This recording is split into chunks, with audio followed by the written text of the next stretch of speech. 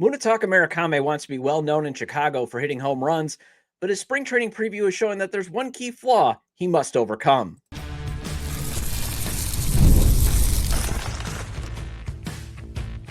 You are Locked On White Sox, your daily Chicago White Sox podcast. Part of the Locked On Podcast Network, your team every day.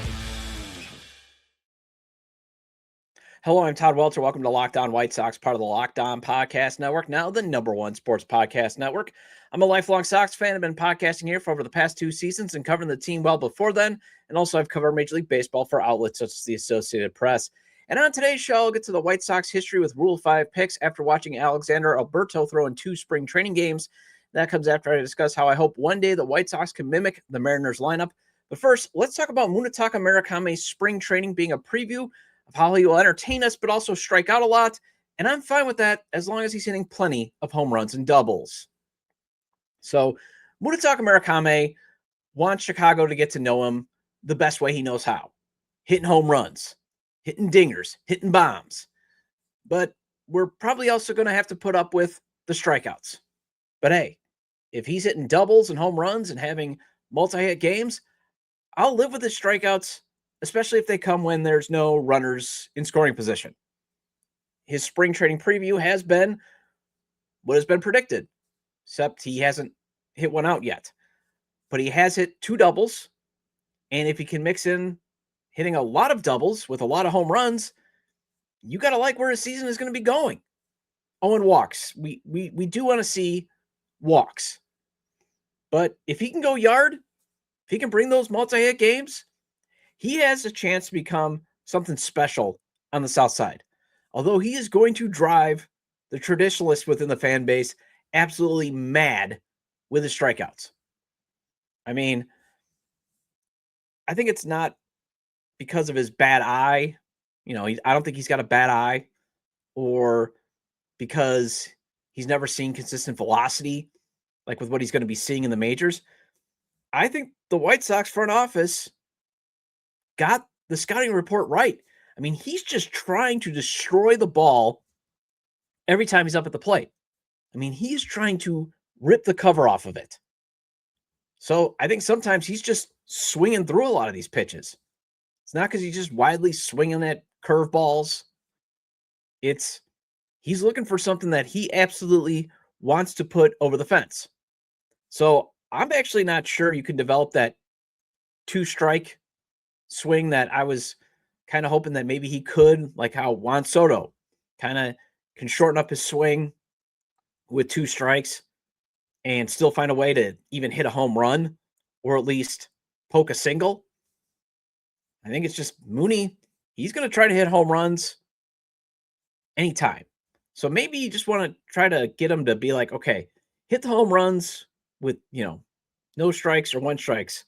But once it gets to strike 2, let's just go for the double or fight like heck to get on base. But man, the personality is there to be a star.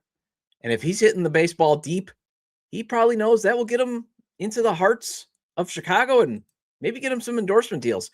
This is what CHSN White Sox tweeted out. Quote, "Chicago doesn't know me yet, so I'll try to hit as many bombs as possible so that a lot of Chicago people will start to know me." And quote, "Hit lots of bombs, get a lot of endorsement deals," is the kind of the editorial. And I think he does have a chance to become a superstar in the city if he does crush 30 to 40 home runs. And he could probably get those endorsements for bidets too. And I would like him to be known for more than just getting the toilets upgraded in the clubhouse at Wright Field and at Glendale, Arizona. Because I hear bidets are absolutely amazing. But this guy is giving off star vibes in his, what I'd like to call a cold open.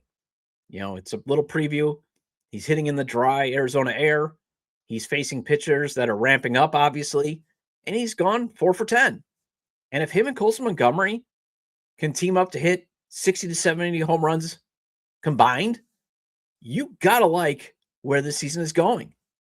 And if the offense can keep up what we've seen in Arizona and not freeze out in the cold in April and May, yes, pun intended, cliche intended. You really have to love where the season is going, because right now, the White Sox offense they're scoring runs, scoring a lot of runs, but it's a very small sample size. It's being done in a very hitter-friendly environment. So you obviously want to see them hit much better once they go north, have to play games at Wright Field when the weather is not ideal, because it usually doesn't warm up until June or July. But we're also going to probably have to live with then Murakami and Montgomery striking out a lot. But if it comes with no one on base, or at least with no runners in scoring position, fine. Go try to do damage. Go for instant offense. That is the modern game. I know there's these traditionalists like, oh, the strikeouts are the worst outs possible. And for the most part, they are. The only other out that I think is even worse is the hard liner with, on a contact play, because either that guy's getting thrown out at home or you're doubling up. That can be pretty bad, and obviously the double play.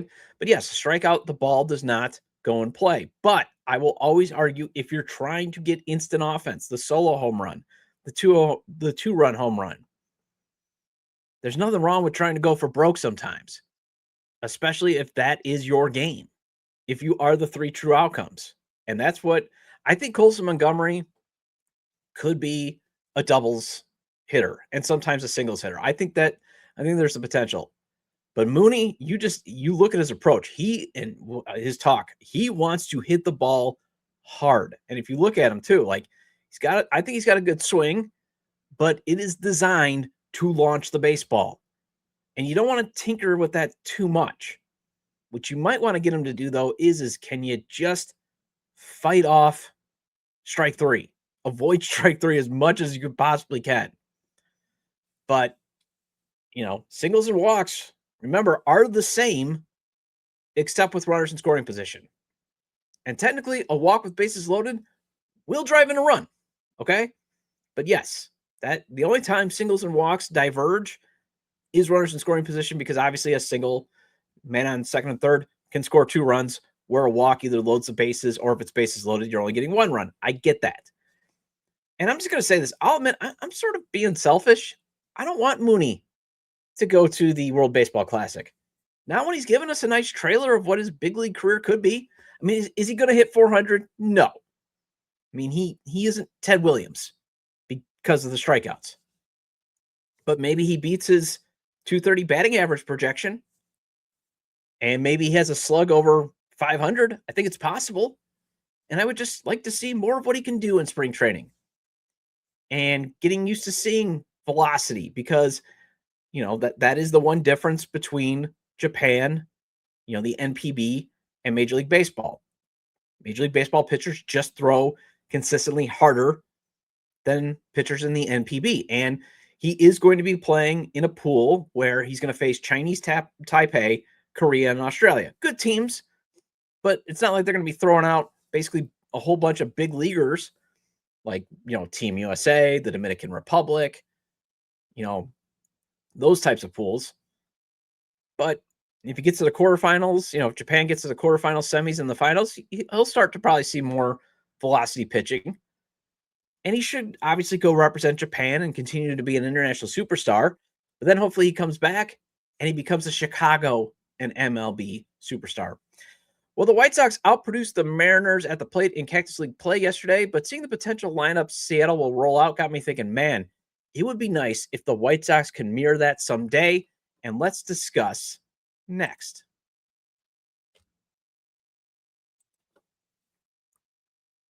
Tax season doesn't have to take over your life. This year, TurboTax is making it easier than ever to just hand things off and move on with your day. With TurboTax full service, you can have your taxes done for you by a trusted local expert, start to finish, without the stress or guesswork. Instead of spending hours trying to figure out forms, you can meet with a local TurboTax expert in person or connect online, and they'll handle everything from W-2s to self-employed forms and work to get you every deduction. You can upload your documents, go about your day, and get updates right in the TurboTax app. And it's a huge time saver and gives real peace of mind knowing an expert is handling it.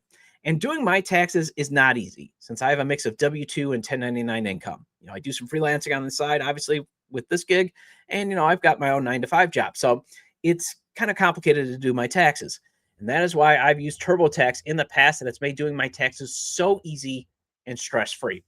For a limited time, you can have your taxes done by a local TurboTax expert for just $150 all in if a TurboTax expert didn't file for you last year. Just file by February 28th. Take taxes off your plate and get back to your life. Visit turbotax.com/local to book your appointment today.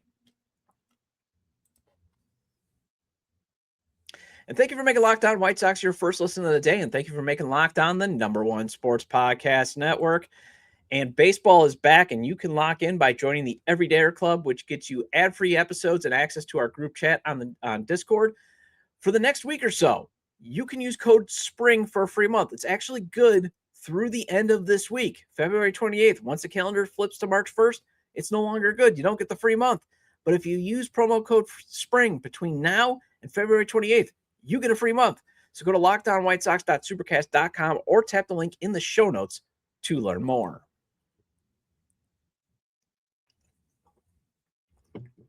Had to get a little sip of my Royal Crown Cola. I've redeveloped my taste for the RC Cola. It's kind of hard to find. I know that's at some local grocery stores. I know Myers carries it.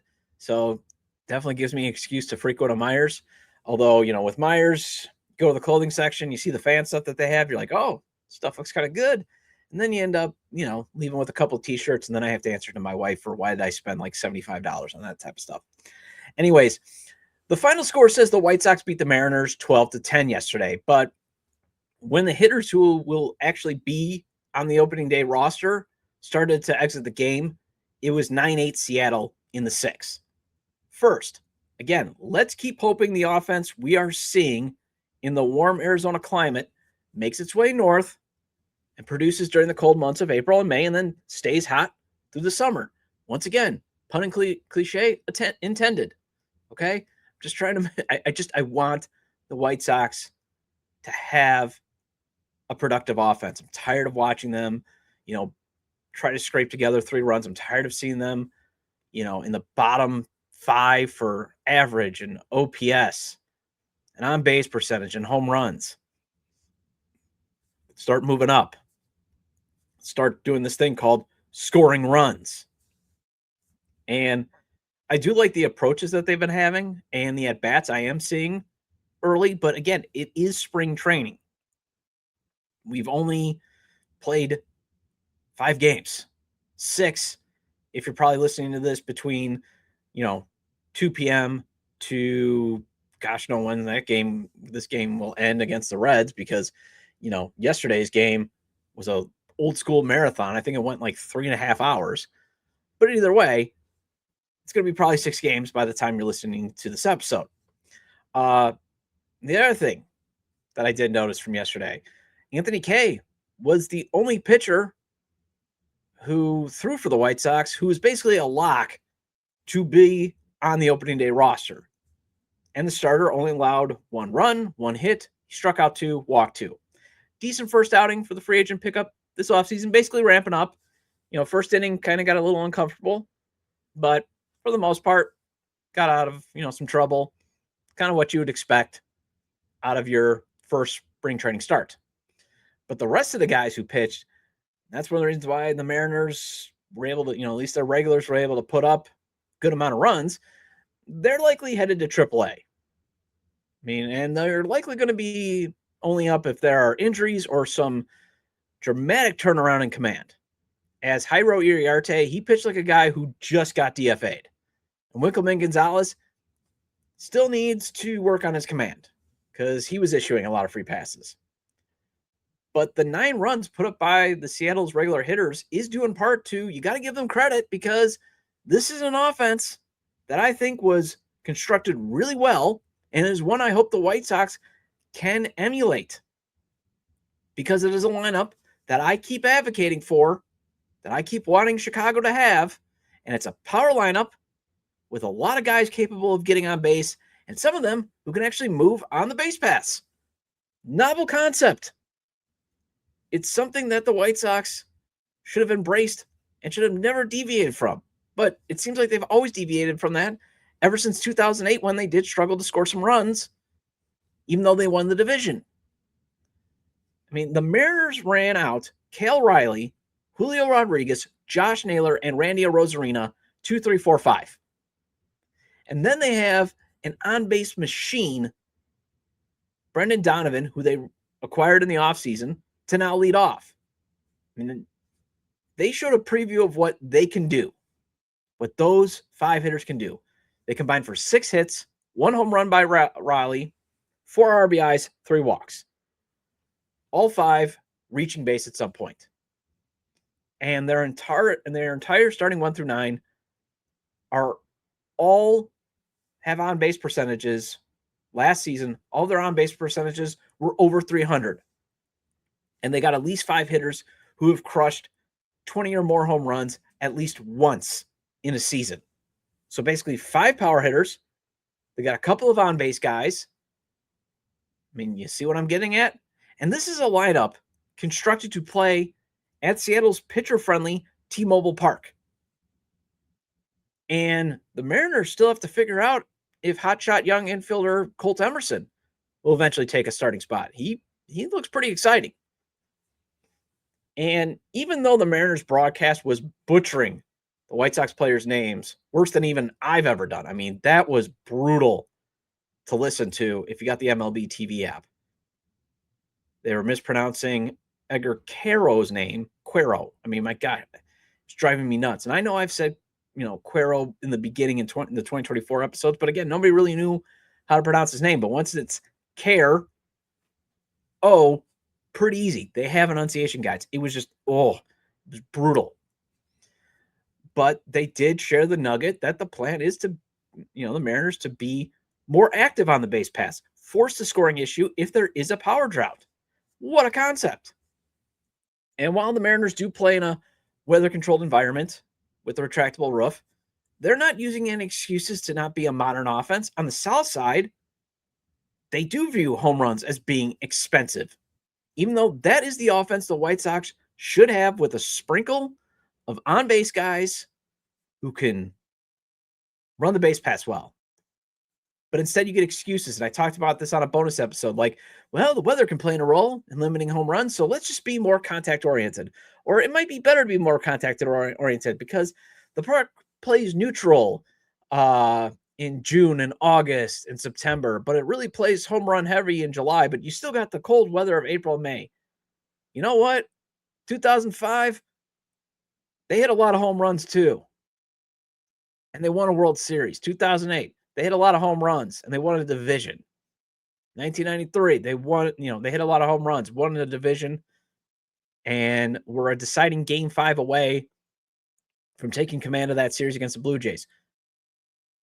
2000, hit a lot of home runs, but again, have guys that can put pressure on a defense. Now, obviously, to replicate the Mariners lineup, obviously you need an MVP caliber bat like Cale Riley, and hopefully that is Colson Montgomery or Mooney. Hopefully they become that. And I thought for a second, maybe Kyle Teal and Edgar Quero should aim, like that should be like, oh man, that would be the dream to be like Cale Riley. I just don't think they have the power like the big dumper has. I mean, I see a career high in home runs for both Teal and Quero at like 25. And Cale hit 27 home runs in June alone last season. So just to show you that. But hopefully they become those complementary power bats. You also, again, need another superstar in your lineup like Rodriguez. So hopefully that is either Montgomery or Murakami. Or again, that MVP or superstar could also be UCLA's Rock Chowalski if he clinches being the top pick with the junior season he's having. It's trending towards he probably will be the number 1 pick. Brandon Montgomery could also be that guy, or at least the secondary star. I wouldn't rule out Caleb Bodemer either. And again, you've got those contact guys like Chase Meidroth and Brooks Baldwin potentially that can help you out there. So it's something to name for him. Well, Alexander Alberto is one of the pitchers who gave up some of those 10 runs the Mariners put up yesterday. The Rule 5 pick has some intriguing size and stuff, but he's definitely showing command issues. So let's discuss if he'll join the mostly failed history of White Sox Rule 5 picks as I'll revisit those players next.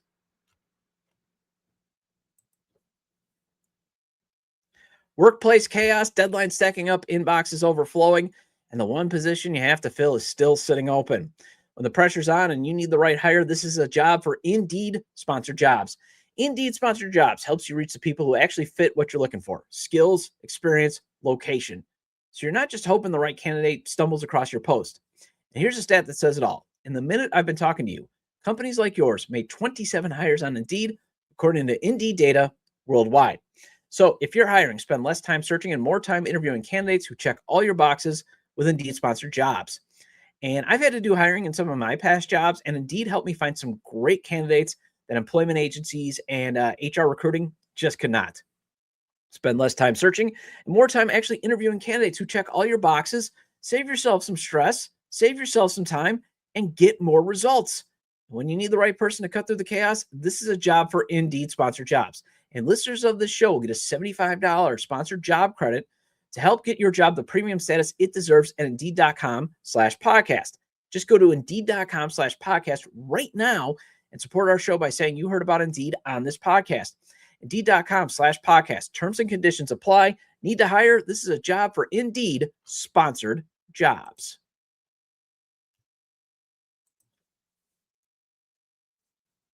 Welcome back to Locked On White Sox, part of the Locked On Podcast Network, your team every day, and now the #1 sports podcast network. Shout out to all the everydayers. I appreciate your loyalty, and baseball is back. And you can lock in by joining the Everydayer Club, which gets you ad-free episodes and access to our group chat on Discord. And for the next week or so, you can use the code SPRING for a free month. Code is good through the end of the week. Once it turns March 1st, code is no longer good. So go to LockedOnWhiteSox.supercast.com or tap the link in the show notes to learn more. So I can see why the White Sox took Alexander Alberto in the second round of the Major League portion of the Rule 5 draft. They were the only team to take two players in the two rounds that you can take in the Rule 5 that have to stay on the Major League roster for you then to basically make them your prospects. Right now, they're you paid $100,000 to take a look at them. And if they don't work out, you can waive them. And then you can technically actually trade them for cash, I believe, or it's very rare you trade them for anything. You can waive them. Another team picks them up, kind of like what the White Sox did with Mike Vasil. Then they have to carry them through the whole season. Or again, you have to offer them back to the previous team for $50K. And Alexander Alberto, this guy is tall. He looks like he could go help the Bulls out down low with how tall he is. And I know some are not impressed. I think his stuff it looks impressive. It's just all over the place.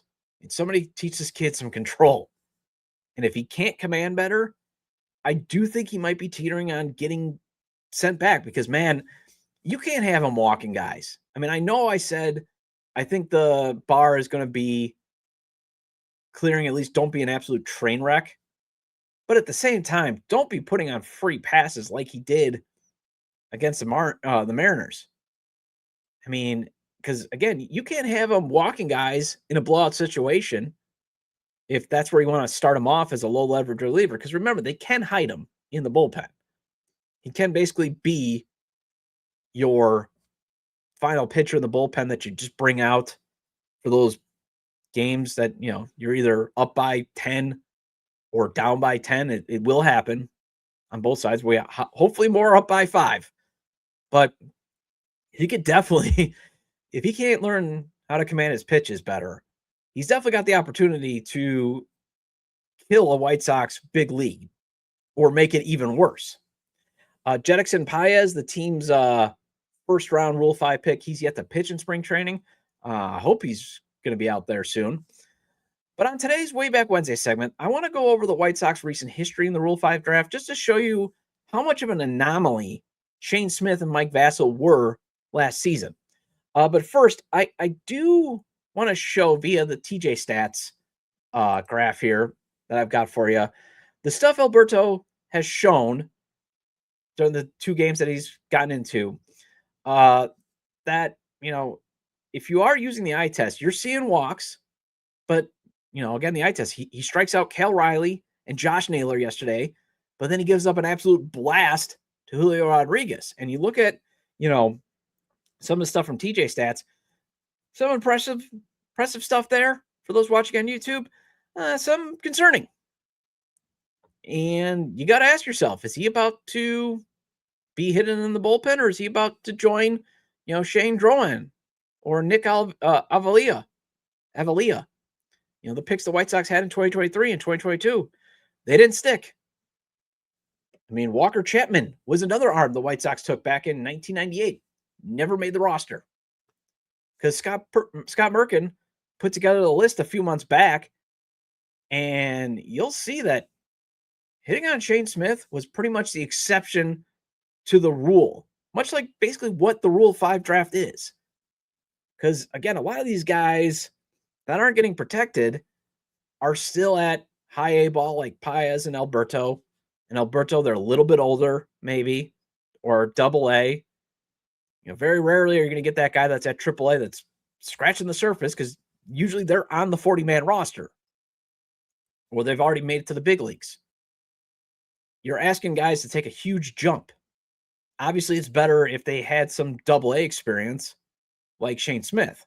But there's a reason why the previous team didn't put them on their 40-man roster for whatever reason. Now, the Brewers, it came down to they just had a plethora of pitchers.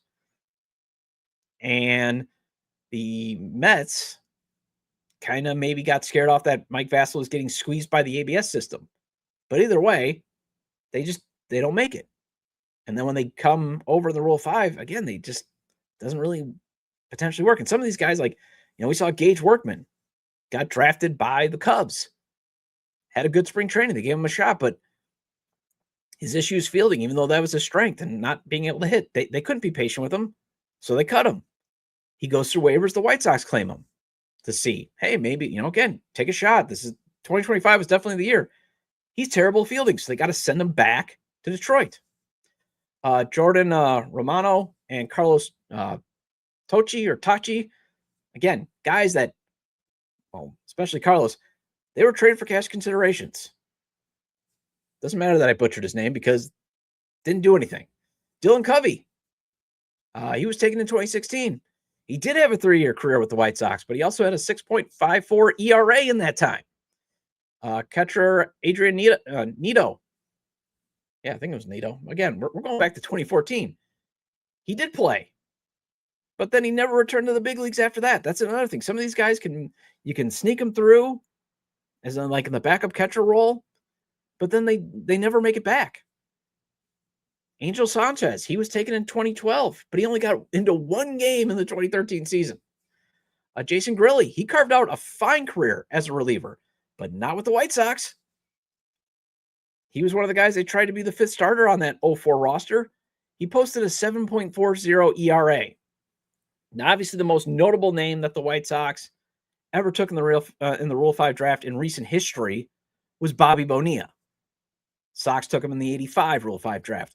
He plays briefly in 86, but he gets traded back to the Pirates because that's where they nabbed him from, for Jose De Leon. And then Bonilla goes on to have a fine career with the Pirates and the Mets, where, again, he now gets a cold $1 million basically every year because of New York deferring some of his salary for, 30 years. So, again, it's really hard to find big league talent. So that's why I'm fine with the White Sox taking 2 big swings to potentially get some pitching help. And hopefully you do get another exception that they stick rather than the rule that they end up washing out. Well, that wraps up this edition of Locked On White Sox. I'll be back tomorrow with another Turned Out Differently Thursday. Make sure you subscribe to the YouTube channel at Locked On White Sox, wherever you get your audio podcasts, as the show is available on places such as Apple or Spotify. Hopefully the Spotify issue is getting fixed. So for those that do listen to the show on Spotify or like to go there, you've probably, and hopefully it's fixed and you're hearing this, but if you've been going through Apple Podcasts, there's been an issue with Spotify that has not been able to refresh the past couple of updated episodes. Ticket's been open. Hopefully gets resolved. You can email me at lockedonwhitesox@gmail.com. You can also follow the show on X, formerly Twitter, at LockedOnSox or at TajJDub. You can also find the show on TikTok at Locked On White Sox. And if you never miss an episode, the Everydayer Club is built for you. Get Locked On White Sox ad-free, plus a members-only Discord access, and so much more. Head to LockedOnWhiteSox.supercast.com to join the club. For those of you on video, we send you to the first ever 24/7 National Locked On Podcast Network YouTube channel. On audio, make sure your second listen is Locked On Fantasy Baseball as you gear up for the MLB season. Have a great day, and I will talk to you later.